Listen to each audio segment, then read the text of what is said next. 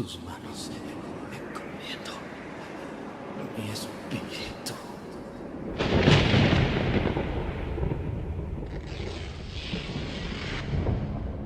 Realmente fue impresionante oír sus últimas palabras en la cruz.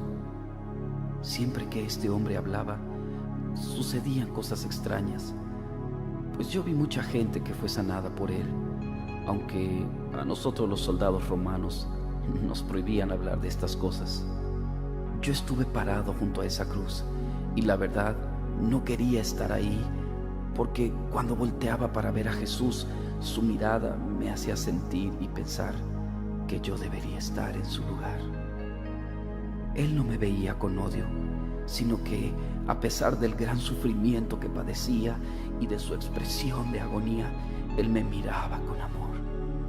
Y aún no alcanzo a entender por qué Él decía palabras como: Padre, perdónalos porque no saben lo que hacen.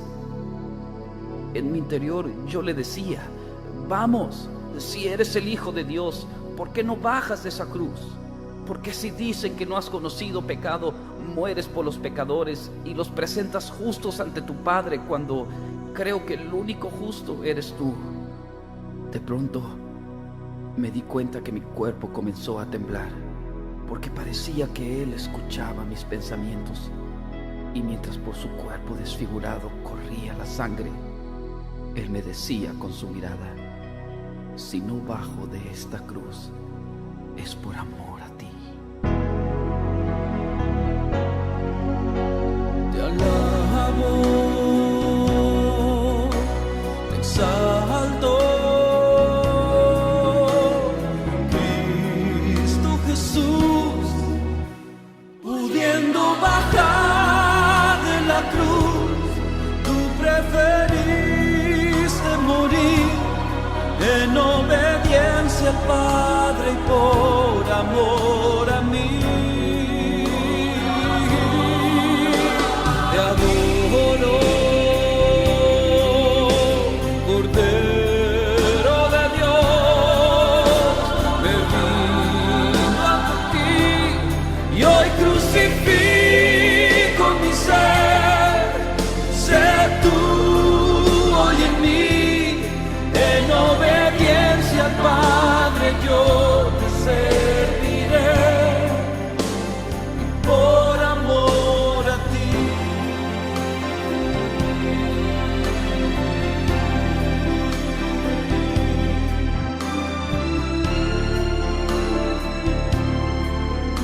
Yo no sabía qué hacer. Unos se burlaban de él, otros a lo lejos lloraban porque nunca lo volverían a ver. Aunque supuestamente Él dijo que al tercer día iba a resucitar.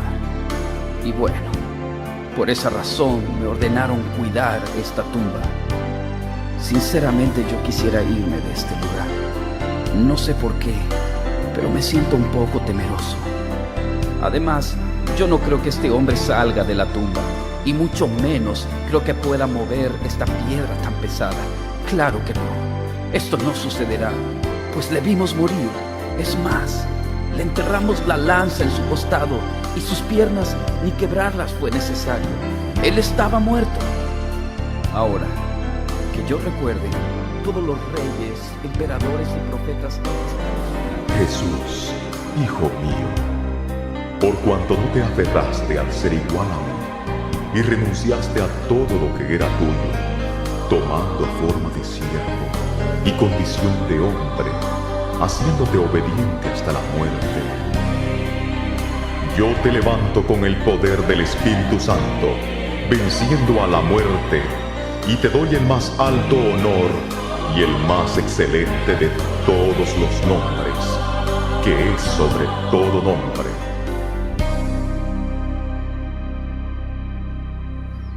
Bueno, pues ya está amaneciendo, y como era de suponerse, aquí no sucedió nada. Sin duda que este hombre era un profeta más. Pero, ¿qué está pasando? No puede ser. La piedra se está moviendo. Oh, no. No lo puedo creer. Jesús ha resucitado. Él vive.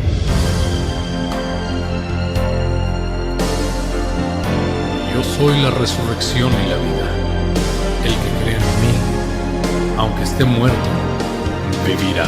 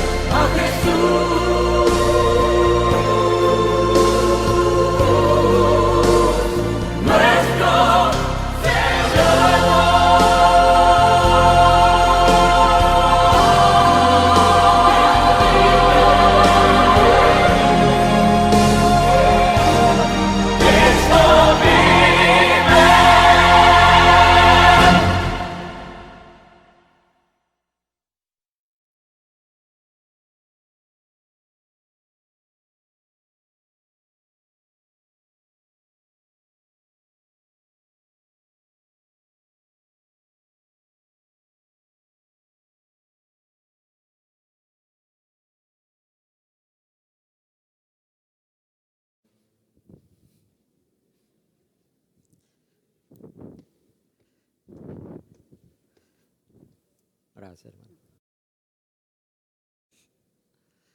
Amén. Él ha resucitado. ¿Cuántos pueden decir amén? A ver, no les escucho. Él ha resucitado. Pongámonos de pie, por favor. Vamos a orar. Esta es la mañana que nosotros nos juntamos como iglesia para proclamar, celebrar y comprometernos hacia la resurrección de Cristo Jesús.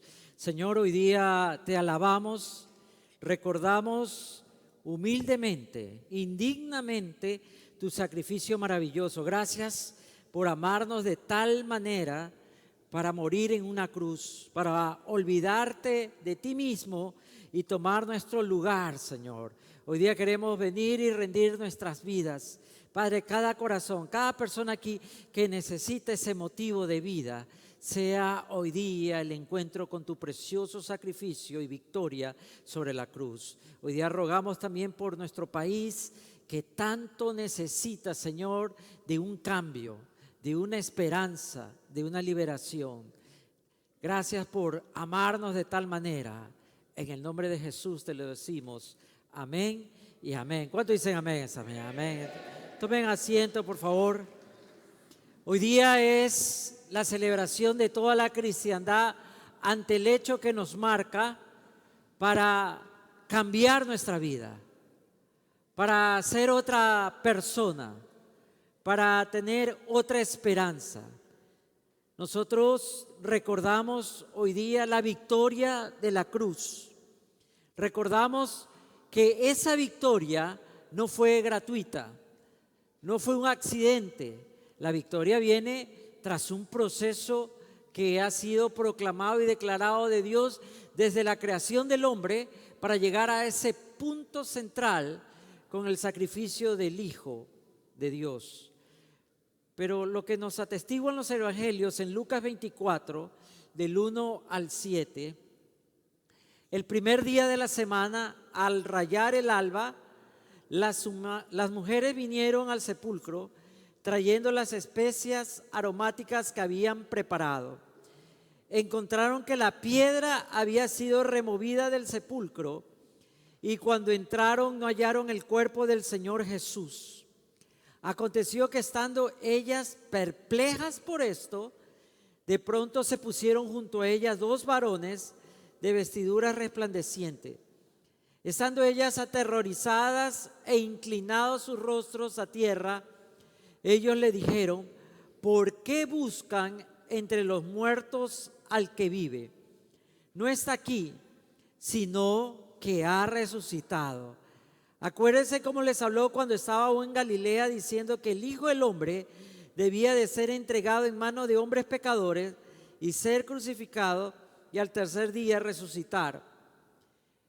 En esa historia que nos narra el Evangelio de Lucas, Esas mujeres que son muy cercanas a lo que fue el ministerio de Jesús en esos días, se encuentran anonadadas, sería la palabra más sencilla de describirlas, de lo que está sucediendo, porque a pesar que se les había anunciado y a pesar de que lo sabían y el Señor había tomado tiempo de explicarle y lo habían leído y lo habían aprendido, algunas veces no podían creer que era posible. Por eso cuando ellas llegan, claro, rendidas de dolor, de pena, porque aquel ser tan amado ha partido, y ha partido no solamente de una muerte, en una muerte, sino de una muerte horrorosa, terrible, de maldad, de tortura. Ellas llegan así, cargadas, temerosas, sufrientes, pero se encuentran con que la tumba está vacía.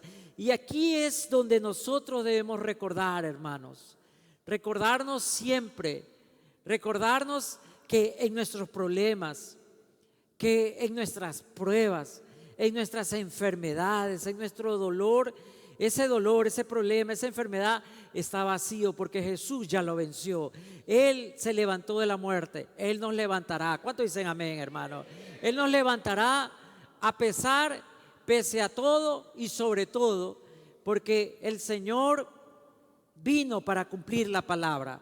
Y las mujeres no encuentran consuelo, porque ante la desgracia de haber sido testigos de aquella muerte violenta, de aquella tortura, de aquellas horas de tortura, encima el cuerpo del Señor ha desaparecido. Pero es ahí cuando el Señor envía su provisión y sus mensajeros para decirnos una gran verdad. ¿Por qué buscan entre los muertos al que vive? ¿Por qué nuestra oración? ¿Por qué nuestra vida cristiana? Porque a veces nuestro servicio está en lo muerto. Porque a veces nos cuesta levantarnos a la voz de Dios. Porque a veces ha sido tan duro comprometernos con el Señor, dejar cosas. Porque a veces no podemos dejar simplemente lo malo y cambiar, porque seguimos buscando entre lo muerto al que vive. Y este recordatorio es para nosotros y tiene una vivencia actual para en la cotidianidad recordarnos: Él vive. Diga conmigo: Él vive. Y como Él vive, yo estaré bien. Como Él vive, me levantaré. Como Él vive, lo haré. Como Él vive, esa bendición llegará. Como Él vive, me sanaré. Como Él vive, tengo esperanza. Como Él vive, en mi sufrimiento tendré consuelo. ¿Sí o no, hermanos? Más adelante se levanta otro testigo poderoso, años después. Este es uno de los primeros hombres que va a comenzar a escribir acerca de este milagro y acerca del impacto de esa vida resucitada. Este hombre se llama Pablo, el apóstol. Y en 1 Corintios 15, que es la columna vertebral donde la teología paulina desplaya la enseñanza y la importancia, el carácter urgente de la resurrección, es que Pablo ahí, como un buen catedrático, esgrime los argumentos que nos hace pensar, nos hace ser diferentes. La gente piensa que el cristianismo es una cruz que cargar, pero no se dan cuenta que usted y yo como cristianos ya no cargamos cruces, porque Jesús la llevó. Yo soy libre, usted es libre. Amén. Y Pablo comienza a explicar en 1 Corintios 15 de una manera como un discurso que la salvación sería imposible para los creyentes venideros y nosotros y los que vendrán si no creyésemos en esa resurrección. Aquel momento crucial e importante para que todos pudiésemos tener una esperanza. Es más, Pablo va más allá, ilustrando que no solo Él resucitó, sino que todos aquellos que creen ahora en Cristo Jesús resucitarán, tendrán vida nueva, vendrán a brevedad, a novedad de vida. Pero si nosotros no creyésemos esto, de este milagro, entonces haríamos nulo su resurrección. Pablo dice que las primicias de este evento, de esta resurrección, es que está disponible hoy para todos. El mensaje evangelístico de Pablo es que nosotros no vivimos por un muerto. Nuestra convicción, nuestra dedicación, nuestra devoción no es para un muerto. Acá no venimos a llorar, hermano. Acá venimos a alegrarnos y a gozarnos que Cristo vive. Sí, yo sé, hermanos, que hoy día podemos estar pasando un problema grave en nuestro matrimonio. Tal vez en nuestra vida personal estamos peleando contra una pared, pero no estamos adorando a un Dios sordo, a un Dios muerto. Él vive y vive para siempre. Él se levantó y se levantará. Y ¿saben la esperanza más grande? Que incluso usted caído, nos volveremos a levantar. ¿Sí o no, hermano? Nos levantaremos para alabarlo, para que la gente pueda decir, no solamente Él resucitó, aquel mi vecino hoy ha vuelto a vivir, aquel mi amigo, mi amiga ha podido salir de ese hueco, de ese problema, porque su esperanza no está entre los muertos, nuestra esperanza está sentado a la diestra del Padre, intercediendo por nosotros, hasta que un día vendrá como Rey. ¿Cuántos lo creen esta mañana? Por eso mis oraciones no van dirigidas a un Cristo con corona de espina. Mis oraciones no se quedan enredadas entre clavos y una cruz que ha sido deteriorada por el paso del tiempo y contra sus enemigos, ¿no? La victoria de la cruz es más allá de mirar a una cruz. Nosotros no miramos una cruz. Si tuviéramos un acto que mirar, es recordar un momento: la tumba está vacía, no hay nada que buscar entre los muertos. Cristo vive. La resurrección de Jesús se convierte en un regalo poderoso para nosotros, para mi presente, para mi futuro y sobre todo para que liquidó las cuentas de mi pasado. Cuando miro hacia atrás, lo único que puedo ver es a Jesús tomando mi lugar, aceptando las consecuencias de mi vergüenza. Sí, las veces que me cubrieron, me descubrieron que fallé, que mentí, que hice lo malo, Jesús tomó ese lugar mío.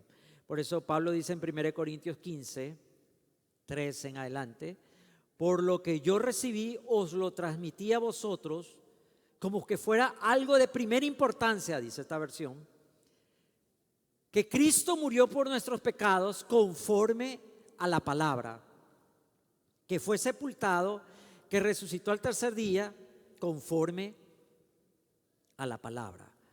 La palabra viviente y que está al lado del Padre llegó a Pedro, apareció a los 12, después a 500 hermanos. Jesús murió en la cruz no solamente para cumplir la profecía y pagar ese saldo, sino para que usted y yo en adelante podamos vivir en medio de las tinieblas. Pero era necesario, en primer lugar, que el sacrificio de Jesús, como nosotros lo hemos visto a lo largo de esta Semana Santa y hablábamos, el Cordero Pascual, según el registro judío, según la Torá, según las leyes de ellos, tenían que escoger en el 14 día de este mes donde muere Jesús, según la tradición, un cordero perfecto, sin manchas, un cordero que no tuviese nada que lo haga imperfecto, para cumplir el sacrificio pascual, sustitutivo, que es lo que significa. Todos los pecados de una nación iban a caer sobre ese pobre cordero que iba a ser inmolado sobre el altar. Lo que los judíos no alcanzaron a ver ni entender hasta el día de hoy es que no se necesitó de un cordero, sino que vino el mismo Hijo de Dios para que todos los pecados de todo el mundo fuesen perdonados. Y hoy día le tengo una buena noticia, hermano. Usted puede ser perdonado, usted seguirá siendo perdonado y todos los que vendrán después serán perdonados por ese sacrificio de la cruz. Pero también Cristo llega ahí para derrotar a aquel enemigo, hoy día glorificado por las películas y el cine, porque cuando vemos al diablo, el diablo es como el némesis, es como el arquetipo, es el antípoda de Dios. Tiene tanto poder, se lo ve tan poderoso. Parece ser que el diablo domina. Hoy día que nuestra sociedad está convulsionada por la violencia, nos encontramos con personas dedicándole altar a este mismo Señor de la muerte.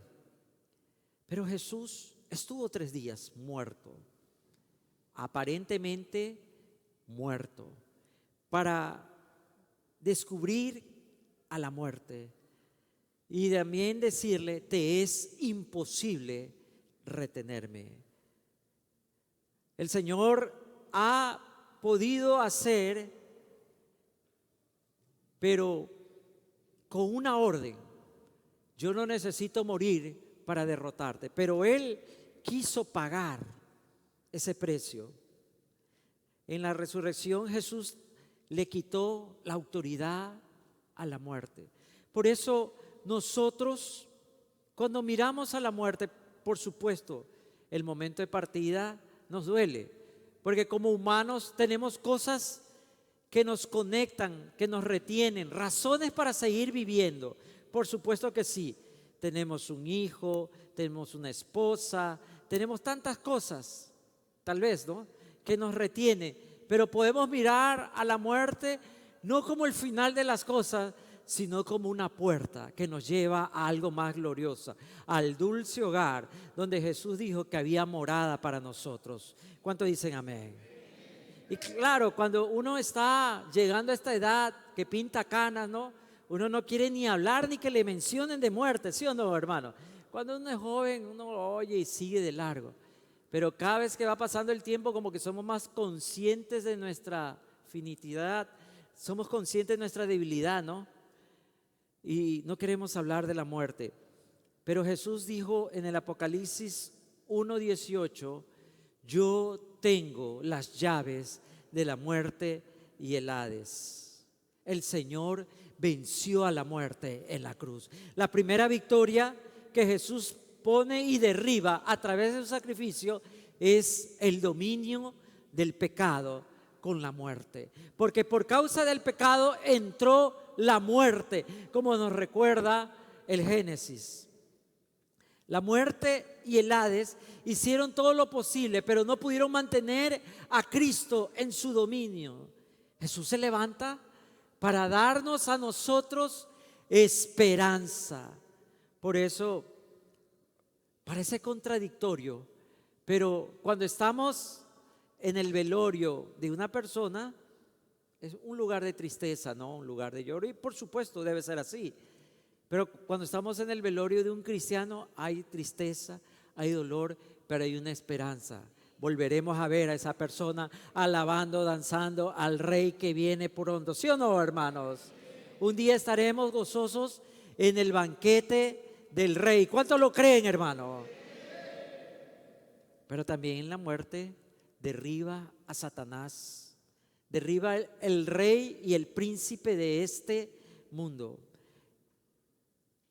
Cuando la serpiente logra separar a la primera pareja humana y esta batalla espiritual comienza, donde los efectos es apartar y esconder al hombre de Dios. Cada vez nos encontramos con pésimas noticias acerca de lo que está sucediendo para los cristianos en este mundo, porque el sistema de este mundo es anticristiano.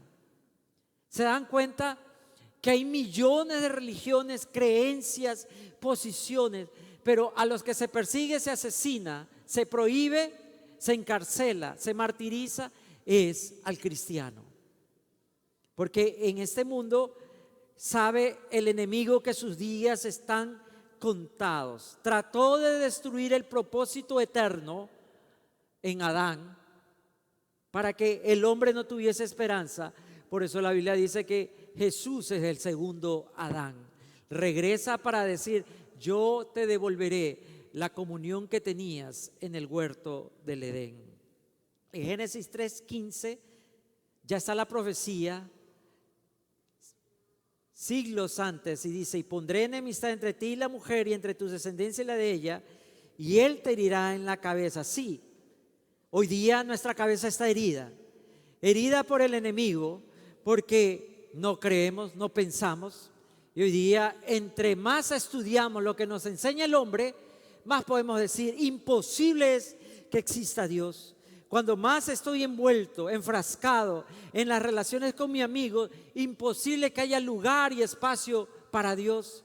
Cuando más veo el disfrute, el deleite que tienen los hombres en su mundo, en este reino temporal y pasajero, imposible es que yo viva para Dios. Claro, Él te herirá en la cabeza.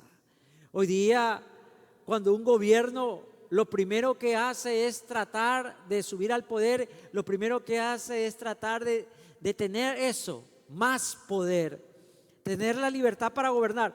Muy pocos gobernantes he podido ver que lo primero que hagan es agradecerle a Dios y decirle: Señor, yo solamente soy tu instrumento, ayúdame a regir, porque no piensan que eso es importante. Ahí está la profecía: te heriré en la cabeza. Hoy día la mente humana piensa que no necesita de Dios, pero podemos ver en la ventana de los acontecimientos, no del mundo, hermano, porque no nos tenemos que ir tan lejos, de nuestra ciudad, en este terrible fin de semana sangriento, a dónde nos ha llevado esa posición de decir: no necesito a Dios. Pero la esperanza está puesta: tú le irás en el calcañar, tú le herirás en los pies. No podrá huir, no podrá correr, no podrá salir. ¿Sabe lo que significa? El dominio del diablo ha terminado. Hoy día reina Cristo Jesús, Señor nuestro. ¿Sí o no, hermanos? Brujos y hechiceros no tienen poder. Brujos y hechiceros no tienen poder cuando se levanta Cristo. Pactos de muerte y sangre no tienen poder ante la cruz de Cristo, ante la victoria de Cristo. Así que déjese de ser atormentado, porque digo: hermano, es que yo creo que me han hecho brujería. Usted nació feo, usted no tiene brujería, hermano, no, nada.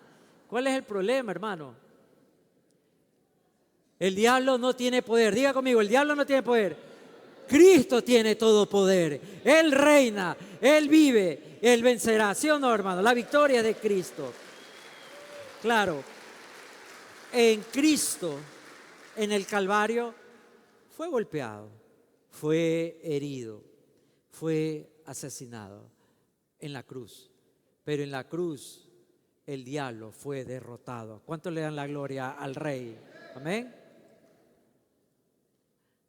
El Apocalipsis, al final de los libros de la Biblia, predice la victoria suprema y final de Cristo sobre el maligno. Apocalipsis 20, verso 1 al 3 dice: y vi a un ángel descender del cielo, y teniendo en su mano la llave del abismo y una gran cadena, y agarró al dragón, prendió al dragón, la serpiente antigua, que es el diablo y Satanás, y lo ató por 1000 años y lo arrojó en el abismo y lo encerró. Y puso sobre él un sello para que no engañe más a las naciones hasta que se cumplan los 1000 años. Satanás es un enemigo derrotado.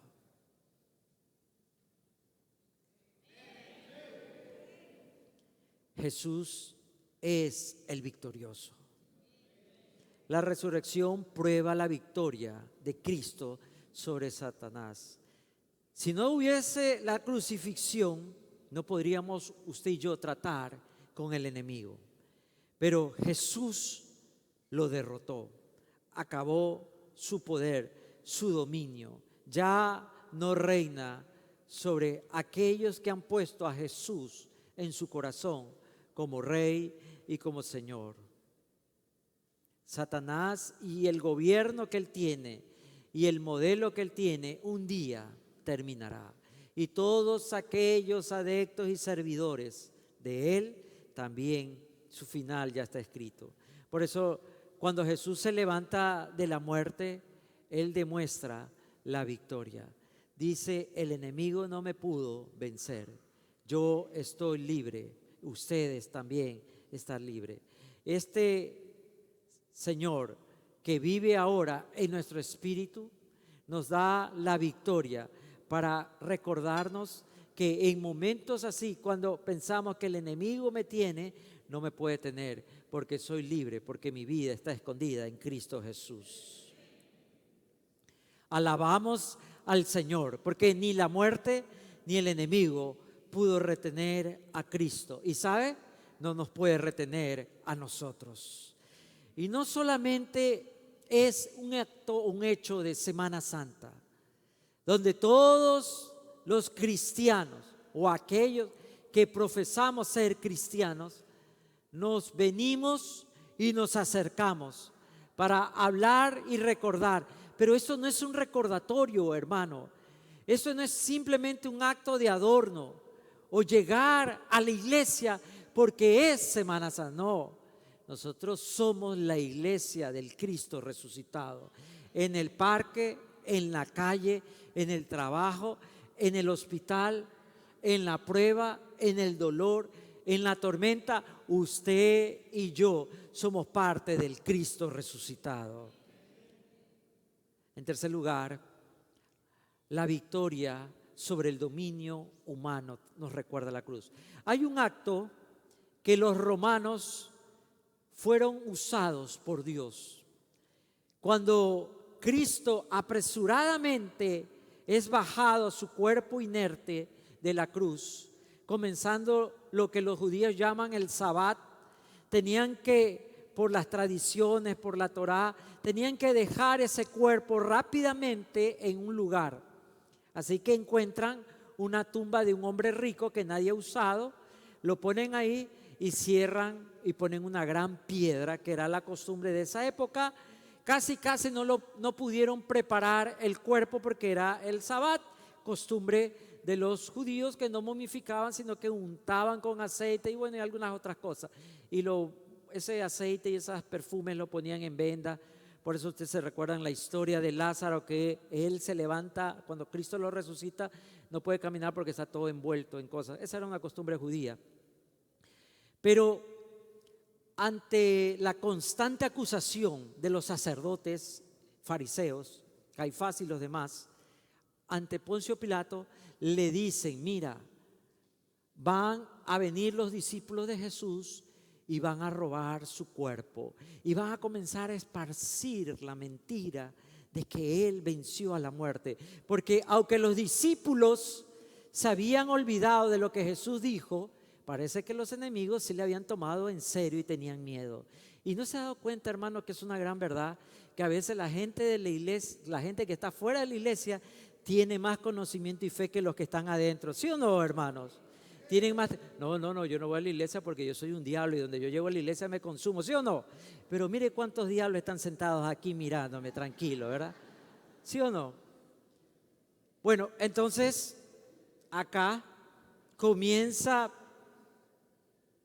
Poncio Pilatos, procurador romano, ordena algo que los pueblos dominados por Roma entendían y sabían. Dice, pongan un sello. Y no es como estos papelitos que ponen el SRI, que le han puesto a ustedes su negocio. No es ese papelito, hermano, que después misteriosamente y por obra del milagro se rompe. Esto era una preparación en piedra, en arena, y se ponía algo donde estaba la imagen del emperador. Lo que decían los romanos es que aquel que rompa este sello está desobedeciendo al imperio, y lo que te va a pasar es lo peor que aquello que prohíbe el sello. Entonces la gente estaba acostumbrada a ver. Podía haber muchas cosas como una historia.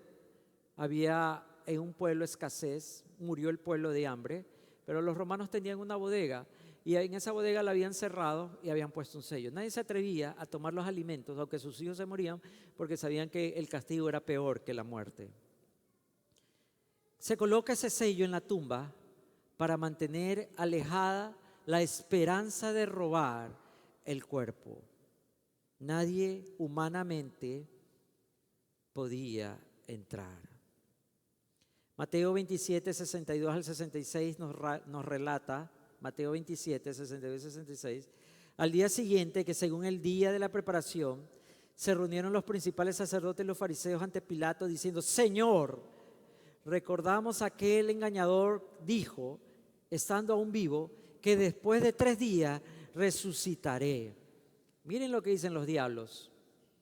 Manda pues que se asegure el sepulcro hasta el 3er día, no sea que vengan sus discípulos de noche y lo hurten y digan al pueblo: ha resucitado de entre los muertos. Así, el último error será peor que el primero. ¿Por qué le tenían tanto miedo a la resurrección? Porque la resurrección de Cristo es un hecho que no podemos ocultar o negar. Usted está aquí por la resurrección de Cristo. Usted puede caminar en libertad por la resurrección. Por eso los enemigos de Cristo y de la cristiandad le tenían miedo a que este hecho se cumpliese de una manera engañosa. Pilato les dijo: tenéis guardia, y asegurados lo que más podéis. Fueron y aseguraron el sepulcro, salieron a la piedra poniendo la guardia. La guardia no estaba cuidando el sepulcro, estaba cuidando el sello. Porque el intruso que quisiese acercarse y mover el sello, los guardias estaban para matarlo. Esa era la idea. Ese sello que representaba el poder humano estaba en la tumba. Y cuando sucede lo que nosotros sabemos y se mueve la tumba, hay un terremoto y la piedra comienza a rodar y la gente huye, los soldados huyen muertos de miedo, el sello es roto. Porque el hombre no puede retener a Dios. El hombre no puede dominar a Dios. Gobiernos, tiranos, asesinos han perseguido a la iglesia por siglos. Escuchaba una historia horrorosa de que el gobierno de China bombardeó una iglesia en China, matando a toda la gente que estaba ahí, porque ya habían sido amenazados, habían sido advertidos de que no se reúnan. Entonces vino el gobierno y los mató a todos. Sí, creyeron, se acabó. Pero como el sello se rompió, el gobierno humano está destinado a romperse. Cristo ha resucitado. Amén. La Biblia nos recuerda en el Salmo 2, 1 al 6, ¿por qué se amotinan las naciones y los pueblos piensan cosas vanas? Se levantarán reyes de la tierra y gobernantes consultarán juntos contra el Señor y contra su ungido, diciendo: rompamos sus ataduras, echemos de nosotros sus cuerdas. Pero ¿qué dice? El que mora en los cielos se reirá, el Señor se burlará de ellos y les hablará en su ira y los irritará con su doloroso disgusto. Sin embargo, he puesto a mi rey en mi santo monte de Sión. Nerón usó a los cristianos como antorchas vivientes. Los nazis en el siglo pasado quemaron las Biblias, persiguieron a los judíos. El comunismo en la Europa oriental, ahora la China, han matado más de 200 millones de cristianos. Hoy día la amenaza de los estados islámicos, donde matan y persiguen, apedrean, lapidean en África y en el Medio Oriente a los cristianos. Pero ¿ha detenido a la iglesia? No. ¿Nos detendrán algún día? No pueden, porque Cristo rompió el sello del poder humano, hermano. usted y yo somos más que vencedores en Cristo Jesús. ¿Sí o no, hermano? La victoria está en Cristo Jesús. Pero las hordas que custodiaban la tumba de Jesús era la fuerza de élite, porque Pilatos envía su guardia personal, que al perder el poder y el dominio sobre la tumba, todos estos soldados van a morir, para que no quedase testigo vivo de lo que ha sucedido. Claro, el gobierno humano, como siempre, trata de enredar la verdad. ¿Y qué hace Dios? Se burla de ellos. Levanta un grupo de mujeres, que ustedes saben que para los judíos una mujer no servía como testigo en un juicio.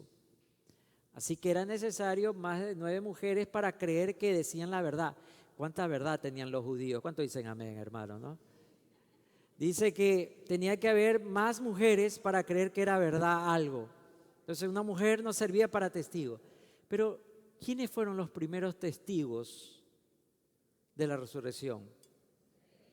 Están calladitas y contentas ahorita las hermanitas, ¿no? ¿Quiénes fueron los primeros testigos? Por eso Pedro y Juan corren cuando las mujeres le dicen, porque ellos no creen. Por eso ellos fueron tan rápido, porque en ese machismo, esa mentalidad, ellos dicen, no puede ser lo que están diciendo estas mujeres. Les quiero decir, el poder humano no puede vencer a Cristo Jesús. Esa es nuestra victoria, esa es mi victoria. Dios no puede ser contenido por la voluntad humana. Siglos y siglos se han levantado gobiernos, imperios en contra de Dios. Y aquí viene a donde yo quiero llegar. ¿Y por qué sigues tú contendiendo contra Dios? ¿Por qué sigues luchando? La misma pregunta que Jesús le hizo a Saulo de Tarso: Saulo, Saulo, ¿por qué me persigues? ¿No sabes qué dura cosa es dar patadas contra el aguijón? ¿Por qué entonces vivimos en ese sueño de que puedo vivir sin agradarle a Él, que puedo vivir sin rendirme ante Él, que puedo vivir sin darle mi servicio, mi vida? ¿Por qué creo que solamente puedo a Dios tenerlo y desconectarlo y guardarlo? Como los foquitos de Navidad que los sacamos solamente para Navidad, a veces solamente para una temporada, para un tiempo, hablo de Dios, me acuerdo de Dios.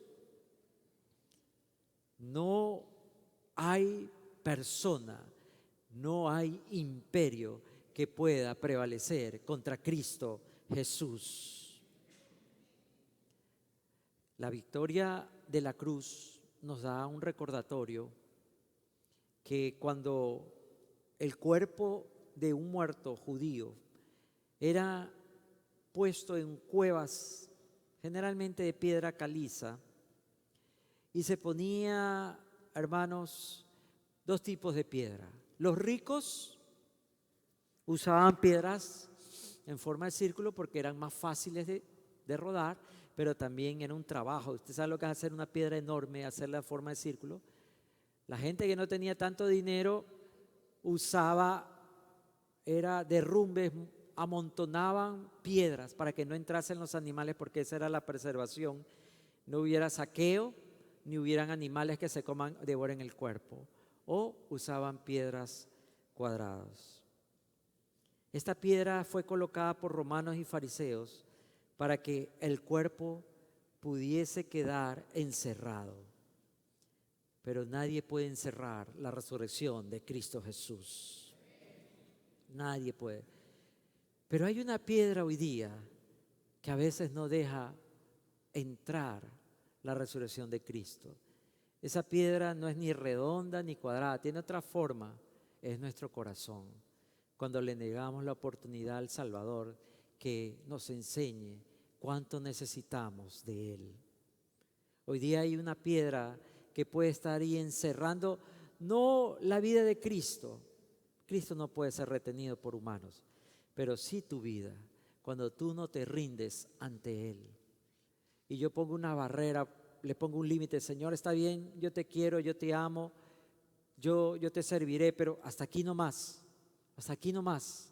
porque yo quiero tener mi vida acá, tengo mis planes, tengo mi proyecto, tengo tantas cosas que hacer, soy tan joven o soy tan mayor, quiero hacer esto, quiero hacerlo de acá. Es que a mí me gusta divertirme, salir, es que y sigue esa piedra. Y le quiero decir, el Señor se rió de Satanás, el Señor se rió de la muerte de el Hades, el Señor se rió del sello romano, el Señor se rió de la guardia, de los soldados de élite, pero el Señor no va a mover esa piedra hasta que tú la quieras mover. Es una decisión personal. Y te vas a dar cuenta que la muerte no está afuera. La tristeza, el dolor, no está afuera. Es adentro. Donde no mora Cristo, ahí existe la muerte. Hoy día lo quiero invitar a que le permita al Señor, como lo hizo un día, a rodar esa piedra que es nuestro corazón, tu corazón, y permita romper ese sello de maldición, de dolor que tenías.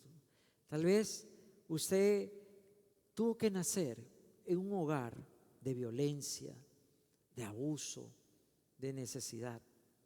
O tal vez al opuesto, tú eres una persona que todos los caprichos se te han cumplido, donde tus padres se desvivieron por ti y para ti, que nunca pudieron decirte no ni te enseñaron el valor del trabajo y la disciplina, pero igual te hicieron daño. Hoy día te invito que muevas la piedra y permitas que suceda una gran resurrección, la tuya misma. Permítale a Jesús entrar a tu corazón y dejes el orgullo y el temor. Dejes el vacío o aquellas cosas que tú crees que te llenan, que te satisfacen, y encuentres la verdadera vida en Cristo Jesús. ¿Saben? Como iglesia tenemos que levantarnos para compartir la resurrección de Cristo a otros.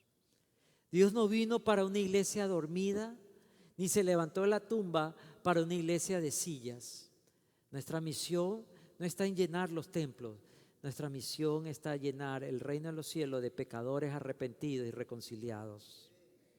El cuerpo de Cristo tiene la obligación de dar, como lo hizo Pablo, entender que sin Cristo no hay predicación y sin resurrección no hay esperanza.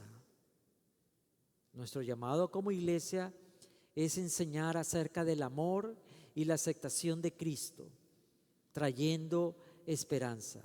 Porque si Jesús nunca hubiera salido de la tumba, todavía estuviéramos buscando a alguien que nos dé esperanza. Tal vez estaríamos aún buscando, siguiendo cualquier cosa que nos prometa. Cuando el Señor ya resucitado con un cuerpo que llega a donde sus hermanos, los encuentra encerrados y temerosos por las palabras.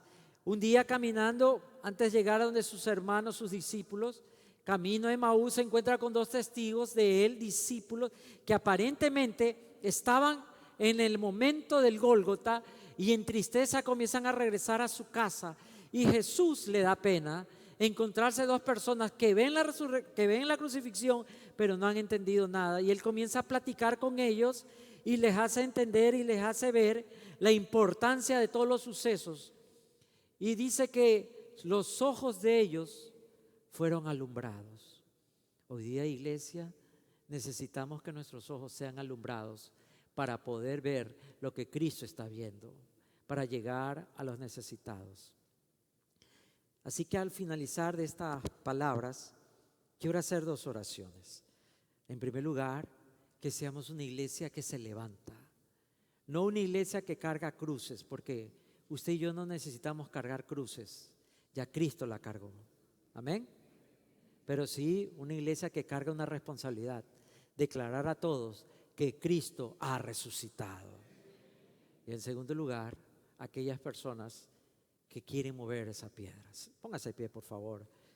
Padre, hoy día enséñanos, Señor, a ser la iglesia que predica, la iglesia que sirve, la iglesia que habla, la iglesia que camina, la iglesia que adora, pero también la iglesia que ministra.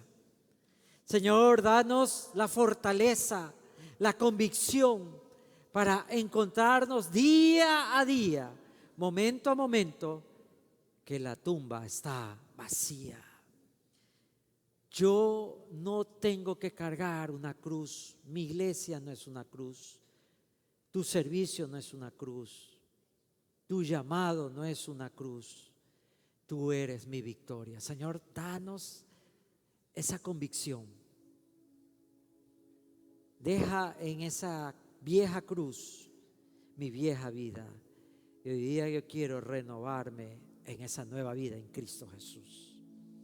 Si usted ha venido aquí por primera vez o nunca lo ha hecho, permítale al Señor hacer ese milagro.